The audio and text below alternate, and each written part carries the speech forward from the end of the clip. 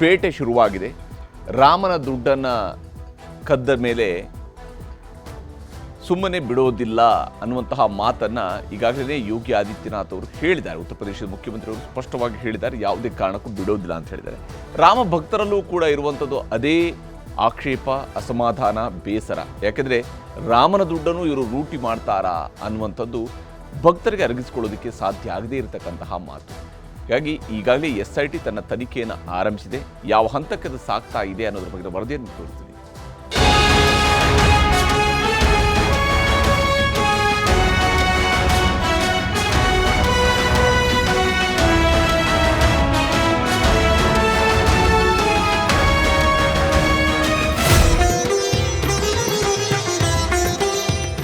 ಅಯೋಧ್ಯೆಯಲ್ಲಿನ ರಾಮ ಮಂದಿರ ಇದು ಕೇವಲ ದೇಗುಲವಲ್ಲ, ನೂರಾರು ವರ್ಷಗಳ ಕನಸು, ಕೋಟಿ ಕೋಟಿ ಭಾರತೀಯರ ಬೆಲೆ ಕಟ್ಟಲಾಗದ ಭಾವನೆ. ಅಸಂಖ್ಯಾತ ಭಕ್ತರು ನಂಬುವ ರಾಮನ ಜನ್ಮಭೂಮಿ, ಸಾವಿರಾರು ಹೋರಾಟಗಾರರ ತ್ಯಾಗ ಸಂಕಲ್ಪದ ಪ್ರತೀಕ, ನೂರಾರು ಎಡರು ತೊಡರುಗಳನ್ನ ಮೆಟ್ಟಿ ನೆಲೆ ನಿಂತಿರೋ ಭವ್ಯ ಮಂದಿರ.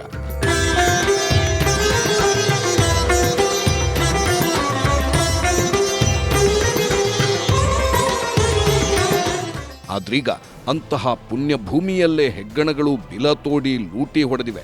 ದೇಗುಲದ ನಿರ್ವಹಣೆಗೆ ಅಂತ ಸ್ಥಾಪಿಸಲಾಗಿದ್ದ ಟ್ರಸ್ಟ್ನಲ್ಲೇ ಧನದಾಹಿಗಳು ರಾಮ್ಲಲ್ಲಾನಿಗೆ ಭಕ್ತಿಪೂರ್ವಕವಾಗಿ ಹರಕೆ ರೂಪದಲ್ಲಿ ನೀಡಿದ್ದ ಕೋಟಿ ಕೋಟಿ ಹಣ, ಚಿನ್ನ, ಒಡವೆ ತಿಂದು ತೇಗಿದ್ದಾರೆ.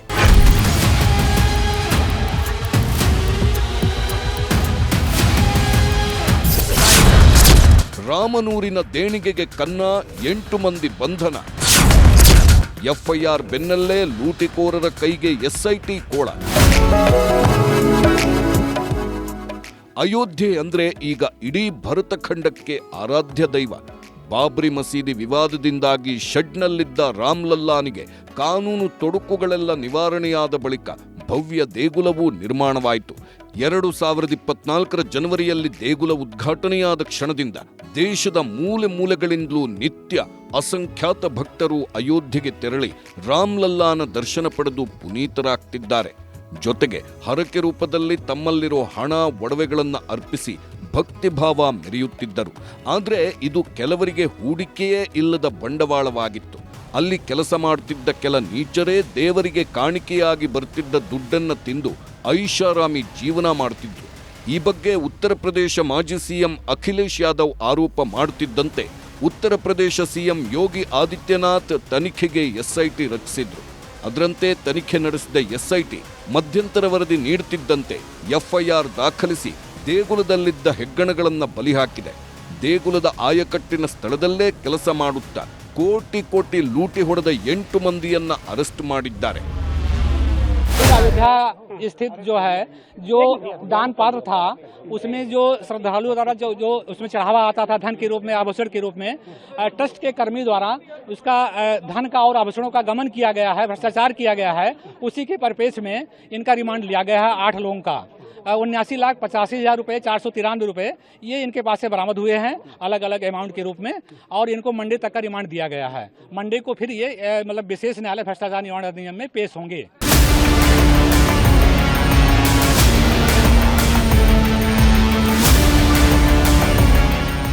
ಬಂಧಿತರಲ್ಲಿ ಪ್ರಮುಖ ಆರೋಪಿ ಟಿನ್ನು ಯಾದವ್. ಈತ ಟ್ರಸ್ಟ್ ಪ್ರಧಾನ ಕಾರ್ಯದರ್ಶಿ ಚಂಪತ್ರಾಯ್ ಕಾರು ಚಾಲಕನಾಗಿದ್ದ. ದೇಣಿಗೆ ಎಣಿಸುತ್ತಿದ್ದ VHPಯ ಕರಸೇವಕಪುರಂ ಜೊತೆ ಸಂಬಂಧ ಹೊಂದಿದ್ದ. ಅಲ್ಲದೆ ದೇಣಿಗೆ ಪೆಟ್ಟಿಗೆಗಳ ಕೀಲಿಗಳು ಈತನ ಬಳಿ ಇರುತ್ತಿದ್ದವು.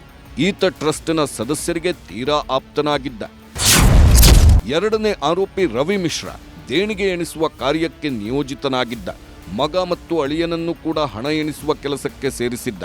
ಈತನ ಮೇಲೆ ನೌಕರರೊಂದಿಗೆ ಸೇರಿ ಪಿತೂರಿ ನಡೆಸಿರೋ ಆರೋಪವಿದೆ. ಮೂರನೇ ಆರೋಪಿ ಅನುಕಲ್ಪ ಮಿಶ್ರಾ. ಈತ ಎರಡನೇ ಆರೋಪಿ ರವಿ ಮಿಶ್ರಾ ಮಗ. ದೇಣಿಗೆ ಎಣಿಕೆ ಕೆಲಸದಲ್ಲಿ ಭಾಗಿಯಾಗಿದ್ದ.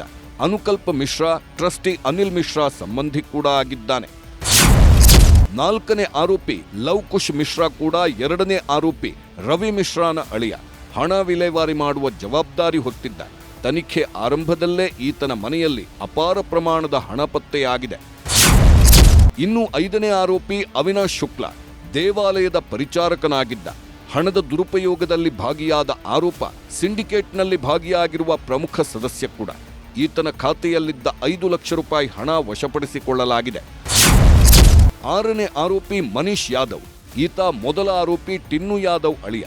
ದೇಣಿಗೆ ಎಣಿಕೆ ಪ್ರಕ್ರಿಯೆಯಲ್ಲಿ ಭಾಗಿಯಾಗಿದ್ದ. ಈತನ ಮನೆಯಲ್ಲೂ ಅಪಾರ ಹಣ ಜಪ್ತಿ ಮಾಡಲಾಗಿದೆ. ಇನ್ನು 7ನೇ ಆರೋಪಿ ಸುಭಾಷ್ ಶ್ರೀವಾಸ್ತವ್. ಈತ ಬ್ಯಾಂಕ್ನ ಮಾಜಿ ಉದ್ಯೋಗಿ. ಟ್ರಸ್ಟ್ನ ನಗದು ಎಣಿಕೆ ಸಿಬ್ಬಂದಿಯ ಉಸ್ತುವಾರಿ ಹೊತ್ತಿದ್ದ. 8ನೇ ಆರೋಪಿ ಕರುಣೇಶ್ ಪಾಂಡೆ. ಹಣದ ಸ್ವೀಕೃತಿಯಲ್ಲಿ ಅಕ್ರಮ ಎಸಗಿರುವ ಆರೋಪ ಈತನ ಮೇಲಿದೆ. ಎಸ್ಬಿಐಗೆ ಹಣ ಎಣಿಸಲು ಅಧಿಕಾರ ನೀಡಲಾಗಿತ್ತು. ಆದರೆ ಈತ ಖಾಸಗಿ ಏಜೆನ್ಸಿ ನೇಮಿಸಿಕೊಂಡಿದ್ದ.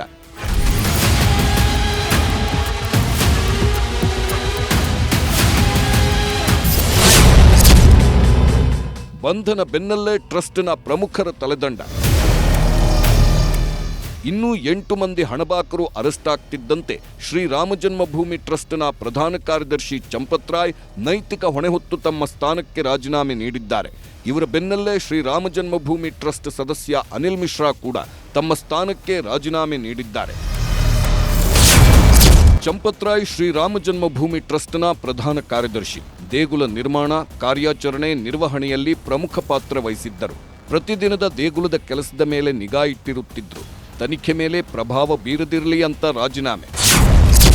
ಶ್ರೀರಾಮ ಜನ್ಮಭೂಮಿ ಟ್ರಸ್ಟ್ ಸದಸ್ಯರಾಗಿದ್ದ ಅನಿಲ್ ಮಿಶ್ರಾ ಜನವರಿ 22, 2024ರಂದು ನಡೆದ ಭವ್ಯ ಶ್ರೀರಾಮ ಮಂದಿರ ಪ್ರಾಣ ಪ್ರತಿಷ್ಠಾ ಸಮಾರಂಭದಲ್ಲಿ ಮುಖ್ಯ ಯಜಮಾನರಾಗಿ ಜವಾಬ್ದಾರಿ ನಿರ್ವಹಿಸಿದ್ದರು.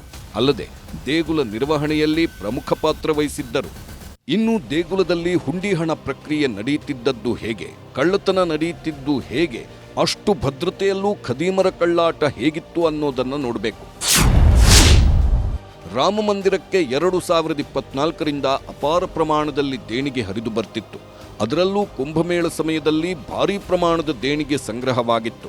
2024-25ರ ಅವಧಿಯಲ್ಲಿ ಬರೋಬ್ಬರಿ 326 ಕೋಟಿ ರೂಪಾಯಿ ಹಣ ಸಂಗ್ರಹವಾಗಿತ್ತು. ಇದರಲ್ಲಿ 153 ಕೋಟಿ ರೂಪಾಯಿ ದೇಣಿಗೆ ಮತ್ತು 173 ಕೋಟಿ ರೂಪಾಯಿನಷ್ಟು ಬಡ್ಡಿ ಸಂಗ್ರಹವಾಗಿತ್ತು. ದೇಗುಲಕ್ಕೆ ಪ್ರತಿದಿನ ಸರಾಸರಿ 70ರಿಂದ 80 ಸಾವಿರ ಭಕ್ತರು ಭೇಟಿ ನೀಡುತ್ತಿದ್ದು, ನಗದು ಕಾಣಿಕೆ 4 ದೇಣಿಗೆ ಹುಂಡಿಗಳಲ್ಲಿ ಸಂಗ್ರಹವಾಗುತ್ತೆ. ಇದನ್ನ ಎಣಿಸುವ ಜವಾಬ್ದಾರಿಯನ್ನ ಎಸ್ಬಿಐಗೆ ವಹಿಸಲಾಗಿತ್ತು. 11 ಬ್ಯಾಂಕ್ ಸಿಬ್ಬಂದಿ, ಟ್ರಸ್ಟ್ನ 3 ಸೇರಿ 14 ಜನರ ತಂಡ ಎಣಿಕೆ ಕಾರ್ಯ ನಡೆಸುತ್ತಿತ್ತು. ಇದರಲ್ಲಿ ಹಣ ಎಣಿಕೆಗೆ ಅಂತ ಎಸ್ಬಿಐ ಅಧಿಕಾರಿಗಳು ಖಾಸಗಿ ಏಜೆನ್ಸಿ ನೇಮಿಸಿಕೊಂಡಿದ್ದರು. ಹಣ ಎಣಿಕೆ ಮಾಡುವಾಗ ಪ್ರತಿ ಬಂಡಲ್ಗೆ ಹೆಚ್ಚುವರಿ ನೋಟು ಸೇರಿಸುತ್ತಿದ್ದರು. ಬ್ಯಾಂಕಿನ ಮೇಲ್ವಿಚಾರಣೆಯಲ್ಲಿ ಎಣಿಕೆ ನಡೆಯುತ್ತಿದ್ದುದರಿಂದ ಬ್ಯಾಂಕ್ನಲ್ಲಿ ಪ್ರತ್ಯೇಕವಾಗಿ ನೋಟುಗಳನ್ನು ಎಣಿಸುತ್ತಿರಲಿಲ್ಲ. ಬಂಡಲ್ಗಳನ್ನು ಮಾತ್ರ ಎಣಿಸಿ ವೋಚರ್ ರಚಿಸಲಾಗುತ್ತಿತ್ತು. ಹೀಗಾಗಿ ಪ್ರತಿ ಬಂಡಲ್ನಲ್ಲಿ ಹೆಚ್ಚುವರಿ ನೋಟು ಸೇರಿಸುತ್ತಿದ್ದರು. ದೇಗುಲದಿಂದ ಬ್ಯಾಂಕಿಗೆ ಒಯ್ಯುವಾಗ ಹೆಚ್ಚುವರಿ ನೋಟುಗಳನ್ನು ಯಾರಿಗೂ ಅನುಮಾನ ಬಾರದ ರೀತಿಯಲ್ಲಿ ಕಳ್ಳತನ ಮಾಡಲಾಗ್ತಿತ್ತಂತೆ. ರಾಮ ಮಂದಿರದಲ್ಲಿ ಕೇವಲ ಹುಂಡಿ ಹಣ ಮಾತ್ರವಲ್ಲ, ರಾಮ್ಲಲ್ಲಾನಿಗೆ ಹರಕೆ ರೂಪದಲ್ಲಿ ಬಂದಿದ್ದ ಮೂಗುತಿಗಳು, ಕಿವಿಯೋಲೆ, ಕಾಲ್ಗೆಜ್ಜೆಗಳ ಕಳ್ಳತನ ಕೂಡ ನಡೆದಿದೆ.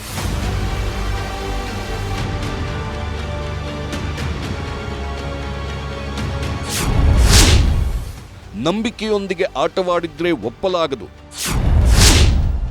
ಟೀಕಾಕಾರರ ವಿರುದ್ಧ ಸಿಎಂ ಯೋಗಿ ಕಿಡಿಕಿಡಿ. ಇನ್ನು ಆರೋಪಿಗಳ ಬಂಧನವಾಗ್ತಿದ್ದಂತೆ ಸಿಎಂ ಯೋಗಿ ಆದಿತ್ಯನಾಥ್ ತೀವ್ರ ಅಸಮಾಧಾನ ಹೊರಹಾಕಿದ್ದಾರೆ.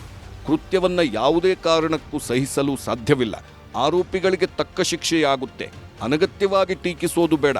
ಸಾಕ್ಷ್ಯಗಳಿದ್ದರೆ ಎಸ್ಐಟಿಗೆ ಕೊಡಿ ಅಂತ ಹೇಳಿದ್ದಾರೆ. अयोध्या पर आक्षेप मत करो. प्रभु श्री राम की मर्यादा का पालन करना सीखो और अयोध्या के बारे में जो कतिपय समाचार मिल रहे थे, हमने कहा था एसआईटी गठित की गई है. एसआईटी की रिपोर्ट आने के साथ ही हमारी कार्रवाई भी प्रारंभ हो जाएगी.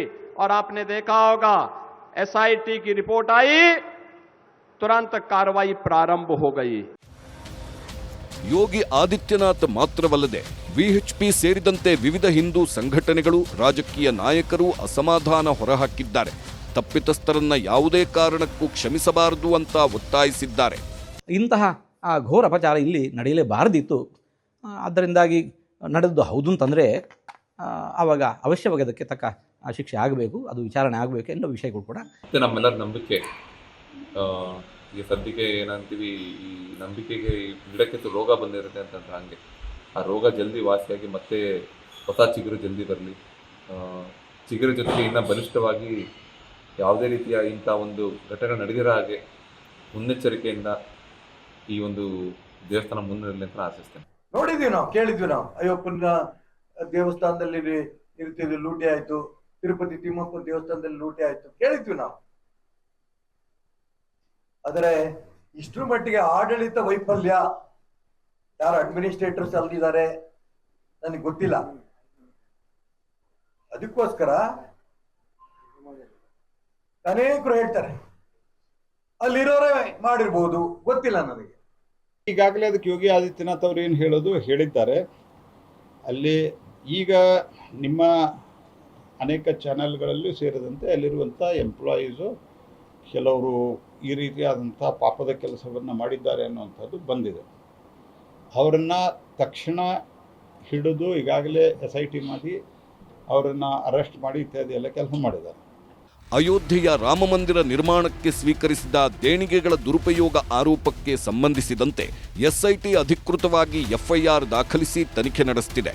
ಕೋಟಿ ಕೋಟಿ ಜನರ ಭಾವನೆಗಳ ಜೊತೆ ಆಟವಾಡಿದವರಿಗೆ ತಕ್ಕ ಶಿಕ್ಷೆ ಆಗಲೇಬೇಕು.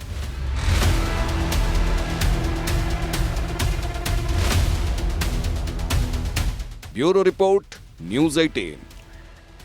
ಇಲ್ಲಿ ರಾಮನ ದುಡ್ಡಿನಲ್ಲಿ ಒಂದೇ ಒಂದು ರೂಪಾಯಿಯನ್ನು ಕೂಡ ಏನು ತಮ್ಮ ಸ್ವಾರ್ಥಕ್ಕಾಗಿ ಯಾರಾದರೂ ಬಳಕೆ ಮಾಡ್ಕೊಂಡಿದ್ರೆ ಅಂಥವರ ವಿರುದ್ಧ ಕಠಿಣ ಕ್ರಮ ಆಗಲೇಬೇಕು. ಯಾಕೆಂದರೆ ರಾಮ ಭಕ್ತರು ಭಕ್ತಿಯಿಂದ ಹಾಕಿರುವಂಥದ್ದು ರಾಮನ ಕಾರ್ಯಗಳಿಗೆ ಯಾಕೆ ಅದು ಬಳಕೆ ಆಗಬೇಕು ನೋಡಿ, ಯಾರದ್ದು ಮನೆಯ ಕಾರ್ಯಗಳಿಗಾಗಿ ಅಲ್ಲ. ಹೀಗಾಗಿ ಅಂಥವ್ರ ವಿರುದ್ಧ ಕಠಿಣ ಕ್ರಮವನ್ನು ಕೈಗೊಳ್ಳುವಂತಹ ಕೆಲಸವನ್ನು ಅಲ್ಲಿನ ಸರ್ಕಾರ ಮಾಡಲೇಬೇಕಾಗಿದೆ. ಅದು ಇಡೀ ದೇಶಾದ್ಯಂತ ಮಾತ್ರ ಅಲ್ಲ, ಇಡೀ ಪ್ರಪಂಚದಾದ್ಯಂತ ಇರುವಂತಹ ರಾಮ ಭಕ್ತರ ಆಗ್ರಹ ಇರುವಂಥದ್ದು. ಲಡಾಯಿ ನಡೀತಾ ಇದೆ ಬಿಡದಿಯ ವಿಚಾರಕ್ಕೆ ಸಂಬಂಧಪಟ್ಟಂತೆ. ಇಲ್ಲಿ ಟೌನ್ಶಿಪ್ಗೆ ಸಂಬಂಧಪಟ್ಟಂತೆ ಬಹಿರಂಗ ಬ್ಯಾಟಲ್ ಅಂದರೆ ಬಹಿರಂಗ ಚರ್ಚೆ ನಡೆಸಬೇಕು ಅಂತ ಹೇಳಿ ಮತ್ತಿಗೆ ಪಂಥಾಹ್ವಾನವನ್ನು ಕುಮಾರಸ್ವಾಮಿ ಅವರು ಕೊಟ್ಟರು. ಮುಖ್ಯಮಂತ್ರಿಯವರು ವಿಧಾನಸೌಧದಲ್ಲಿ ಮಾಡೋಣ, ನನ್ನ ಕಚೇರಿಯಲ್ಲಿ ಮಾಡೋಣ ಅಂತ ಹೇಳಿದರು. ಅವರು ಕುಮಾರಸ್ವಾಮಿಯವರು ಸುಮ್ಮನಿಲ್ಲ, ಅವರು ವಿಧಾನಸೌಧದಲ್ಲೆಲ್ಲ ಬೇಡ ಬಹಿರ್ಮಂಗಲದಲ್ಲಿ ಮಾಡೋಣ ಅಂತ ಹೇಳ್ತಾ ಇದ್ದಾರೆ. ನಾಳೆ ಬಿಡದಿಯಲ್ಲಿ ನಡೆಯುತ್ತಾ ಹೈ ವೋಲ್ಟೇಜ್ ಬಹಿರಂಗ ಚರ್ಚೆ ಅನ್ನುವಂಥ ಅನುಮಾನ ಸಹಜವಾಗಿ ಇರುವಂಥದ್ದು. ಯಾಕೆಂದರೆ ಕುಮಾರಸ್ವಾಮಿಯವರು ಪದೇ ಪದೇ ಕೇಳ್ತಾ ಇದ್ದಾರೆ, ಇವತ್ತು ಕೂಡ ಕೇಳಿದ್ದಾರೆ, ಬನ್ನಿ ನಾಳೆ ಬನ್ನಿ, ನೀವು ಬೈರಮಂಗಲಕ್ಕೆ ಬನ್ನಿ, ಅಲ್ಲಿ ಚರ್ಚೆ ಮಾಡೋಣ ಅಂತ ಹೇಳ್ತಾ ಇದ್ದಾರೆ. ಆದರೆ ಕುಮಾರಸ್ವಾಮಿಯವರು ಮೊನ್ನೆ ಹೇಳ್ತಾ ಇದ್ದಂಥ ರೀತಿಗೂ ಇವತ್ತು ಹೇಳ್ತಾ ಇರುವಂತಹ ಅವರ ಮಾತಿನ ಶೈಲಿಗೂ ಸ್ವಲ್ಪ ವ್ಯತ್ಯಾಸ ಗೋಚರಿಸ್ತಾ ಇತ್ತು. ಅಂದರೆ ನಾನು ಈ ಯೋಜನೆಗೆ ವಿರೋಧ ವ್ಯಕ್ತಪಡಿಸ್ತಾ ಇದ್ದೀನಿ ಅಂತ ಹೇಳಿ ಅಲ್ಲ, ನಾನು ರೈತರ ಪರವಾಗಿ ನಿಂತಿದ್ದೀನಿ ಅಷ್ಟೇ, ರೈತರ ಜೊತೆಗೆ ನಾನು ನಿಂತಿದ್ದೀನಿ. ಹಾಗಾಗಿ ಏನು ಸೂಕ್ತವಾದಂತಹ ಅಭಿಪ್ರಾಯ ಅನ್ನೋದ್ರ ಬಗ್ಗೆ ನಾವು ತೀರ್ಮಾನ ಮಾಡೋಣ ಅನ್ನುವಂಥ ವಿಚಾರಗಳನ್ನು ಹೇಳ್ತಾ ಇದ್ದಾರೆ. ಮತ್ತೊಂದು ಪತ್ರದ ಮೂಲಕ CMಗೆ ಬಹಿರಂಗ ಚರ್ಚೆಗೆ ಆಹ್ವಾನವನ್ನು ಕೊಟ್ಟಿದ್ದಾರೆ. ನಾಳೆ ಬೆಳಗ್ಗೆ 11 ಗಂಟೆಗೆ ಬಿಡದಿಗೆ ಭೇಟಿ ಕೊಡ್ತಾ ಇದ್ದಾರೆ ಕುಮಾರಸ್ವಾಮಿಯವರು ನಾಳೆ ಬೆಳಗ್ಗೆ 11 ಗಂಟೆಗೆ ಹೋಗ್ತಿದ್ದಾರೆ. ಬಹಿರ್ಮಂಗಲದಲ್ಲಿ ಬಹಿರಂಗ ಚರ್ಚೆಗೆ ಆಹ್ವಾನವನ್ನು ಕೊಟ್ಟಿದ್ದಾರೆ ಮುಖ್ಯಮಂತ್ರಿಯವರಿಗೆ.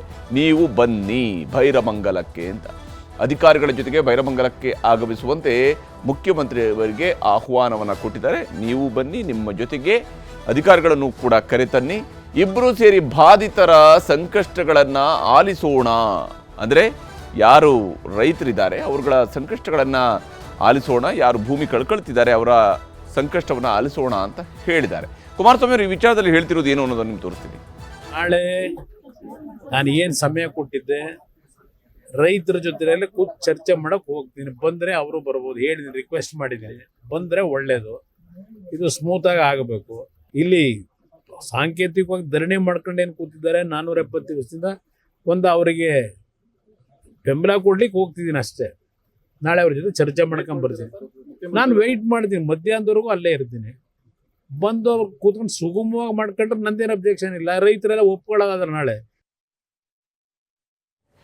ಇಲ್ಲಿ ಕುಮಾರಸ್ವಾಮಿ ಅವರು ಹೀಗೆ ಆಹ್ವಾನವನ್ನು ಕೊಡ್ತಾ ಇದ್ದಾರೆ, ನಾಳೆನೇ ಮಾಡೋಣ ಅಂತ. ಇನ್ನು ಬಿಡದಿಗಲ್ಲ ವಿಧಾನಸೌಧಕ್ಕೆ ಬನ್ನಿ ಅಂತ ಹೇಳಿ CM ಪರವಾಗಿ ಶಾಸಕರು ಮಾತನಾಡ್ತಾ ಇದ್ದಾರೆ. ಕುಮಾರಸ್ವಾಮಿ ಅವರು ರಾಜಕೀಯ ಬೇಳೆ ಬೇಯಿಸ್ಕೊಳ್ಳೋದಕ್ಕೆ ಯತ್ನಿಸ್ತಾ ಇದ್ದಾರೆ. ತಮ್ಮ ರಾಜಕೀಯದ ಬೇಳೆ ಬೇಯಿಸ್ಕೊಳ್ಳೋದಕ್ಕಾಗಿ ಅವರು ಬೈರಮಂಗಲಕ್ಕೆ ಕರೀತಾ ಇದ್ದಾರೆ. HD ಕುಮಾರಸ್ವಾಮಿ ಅವರ ಉದ್ದೇಶ ಹೊಡೆದಾಟ ಆಗಬೇಕು ಅಂತೇಳಿ ಆಗಿದೆ. CM DK ಶಿವಕುಮಾರ್ ಅವರ ಮುಖಕ್ಕೆ ಮಸಿ ಬಳಿಯುವಂತಹ ಹುನ್ನಾರ ಇದರಲ್ಲಿ ಅಡಗಿದೆ ಅಂತೇಳಿ ಆರೋಪ ಮಾಡ್ತಿದ್ದಾರೆ. ಮಾಗಡಿ ಶಾಸಕ ST ಬಾಲಕೃಷ್ಣ ಅವರು ಈ ಗಂಭೀರ ಆರೋಪಗಳನ್ನು ಕುಮಾರಸ್ವಾಮಿ ಅವರ ವಿರುದ್ಧ ಮಾಡಿದ್ದಾರೆ. ಮಾತುಕತೆ ಆಗಬೇಕು ಅಂದರೆ ವಿಧಾನಸೌಧಕ್ಕೆ ಬರಬೇಕು ಅಂತ ಆಹ್ವಾನಿಸ್ತಾ ಇದ್ದಾರೆ.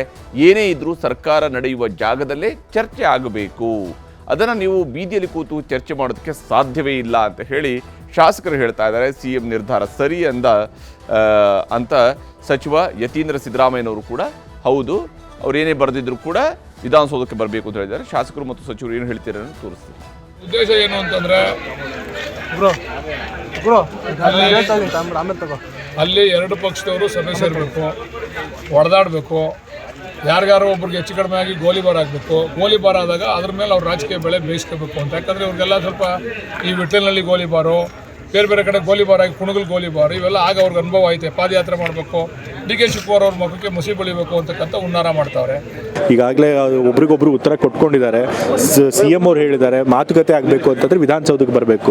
ವಿಧಾನಸೌಧದ ಜನರಿಗೆ ಕೆಲಸ ನಡೆಯುವಂಥ ಕೆಲಸ, ಸರ್ಕಾರ ನಡೆಯುವಂಥ ಕೆಲಸ ನಡೆಯುವಂಥ ಜಾಗ ಅಷ್ಟು ಆ ಸ್ಥಳದಲ್ಲಿ ಬಂದು ಅವ್ರು ಮಾಡಬೇಕು ಹೊರತು ಎಲ್ಲೋ ಬೀದಿನಲ್ಲಿ ಬಂದು ನಾವು ಮಾತಾಡಿ ಅಂತಂದರೆ ಆಗಲ್ಲ. ಮುಖ್ಯಮಂತ್ರಿಗಳು ಸರಿಯಾದ ಸ್ಥಳಕ್ಕೆ ಕರೆದಿದ್ದಾರೆ. ನಿಜವಾಗ್ಲೂ ಇವರಿಗೆ ಜನರ ಬಗ್ಗೆ ಕಾಳಜಿ ಇದ್ದರೆ, ಅವ್ರ ಆರ್ಗ್ಯುಮೆಂಟ್ನಲ್ಲಿ ಶಕ್ತಿ ಇದ್ದರೆ ಅವ್ರು ವಿಧಾನಸೌಧಕ್ಕೆ ಬಂದು ಹೀಗೆ ವಿಧಾನಸೌಧಕ್ಕೆ ಬಂದು ಚರ್ಚೆ ನಡೆಸಲಿ ಅಂತೇಳಿ ಯತೀಂದ್ರ ಸಿದ್ದರಾಮಯ್ಯನವರು ಕೂಡ ಹೇಳಿದ್ದಾರೆ. ಮುಖ್ಯಮಂತ್ರಿಯವರ ಪರವಾಗಿ ಅವರು ಕೂಡ ಮಾತನಾಡಿದ್ದಾರೆ. ಇಲ್ಲಿ ಕಾಂಗ್ರೆಸ್ನವರು ಹೇಳ್ತಾ ಇರೋಂಥದ್ದು ವಿಧಾನಸೌಧಕ್ಕೆ ಬನ್ನಿ ಅಂತೇಳಿ, JDSನವರು ಬೈರಮಂಗಲಕ್ಕೆ ಬನ್ನಿ ಅಂತ ಕರೀತಾ ಇದ್ದಾರೆ. ಖಂಡಿತವಾಗ್ಲೂ ಕೂಡ ಈ ಬಹಿರಂಗ ಚರ್ಚೆ ಆಗೋದಿಲ್ಲ. ನಾಳೆ ಆಗುವಂಥ ಸಾಧ್ಯತೆಗಳು ಗೋಚರಿಸ್ತಾ ಇಲ್ಲ. ಅನ್ಲೆಸ್ ಆ್ಯಂಡ್ ಅದರ್ವೈಸ್ ಮುಖ್ಯಮಂತ್ರಿಯವರು ನಾಳೆ ಇಲ್ಲ ನೇರವಾಗಿ ಹೋಗ್ಬಿಡೋಣ ನೋಡೋಣ ಅಂತ ಹೇಳುವಂಥ ಆ ರೀತಿಯಂಥ ನಿರ್ಧಾರಗಳನ್ನು ಕೈಗೊಳ್ಳುವಂಥ ಸಾಧ್ಯತೆಗಳಿಲ್ಲ. ಯಾಕಂದರೆ ಇದು ಭದ್ರತೆಯ ವಿಚಾರ ಇದೆ. ಇಲ್ಲಿ ಹಾಗೆ ಬಹಿರಂಗವಾದಂತಹ ಚರ್ಚೆಗಳನ್ನು ನಡೆಸ್ತಾರ.